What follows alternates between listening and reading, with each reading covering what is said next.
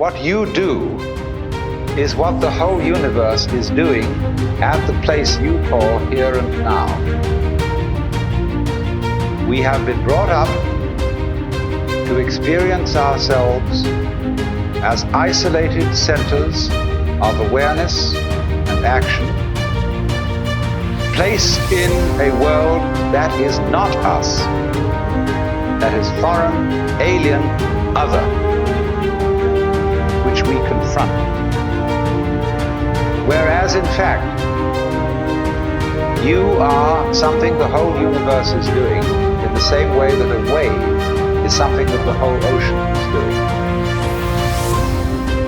The real you is not a puppet which life pushes around. The real deep down you is the whole universe.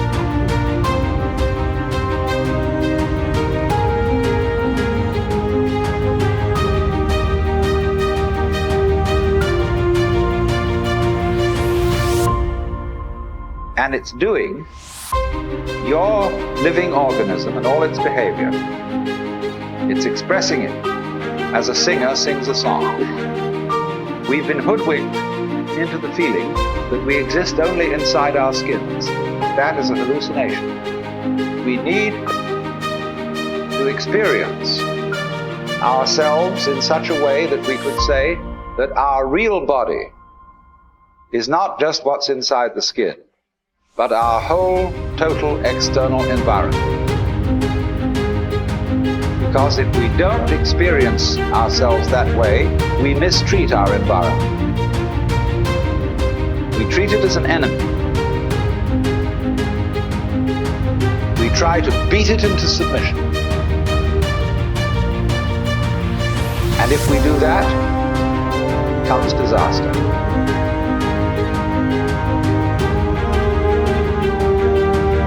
Exploit the world we live in. We don't treat it with love and gentleness and respect.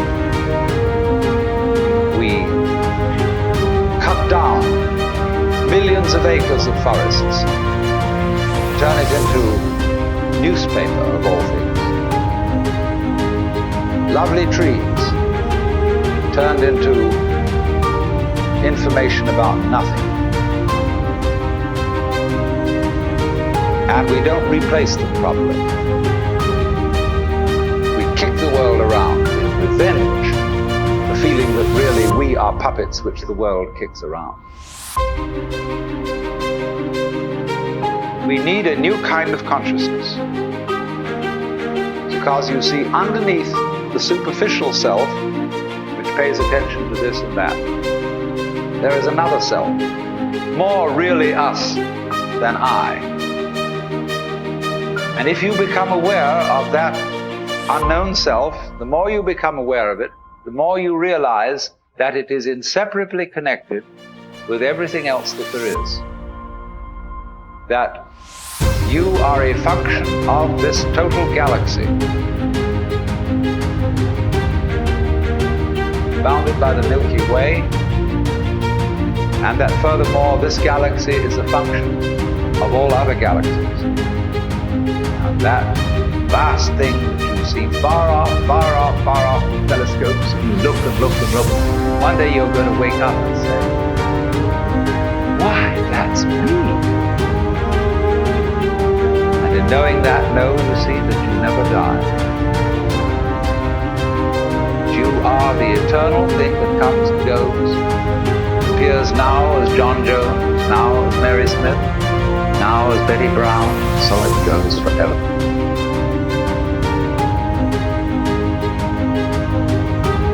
Here is a conception of nature as something you must trust. Outside nature, the birds, the bees, the flowers, the mountains, the clouds, and inside nature, human nature. Now, nature isn't trustworthy completely. It'll sometimes let you down with a wallop. But that's the risk you take. That's the risk of life. What's the alternative? I do not trust nature at all.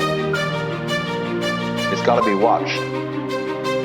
You know what that leads to? It leads to the totalitarian state where everybody is his brother's policeman, where everybody is watching everybody else to report them to the authorities, where you can't trust your own motivation. If you can learn what the Chinese call purposelessness. They think nature is purposeless. When we say something's purposeless, that's put down. There's no future in it. It's a washout. But when they hear the word purposeless, they think that's just great.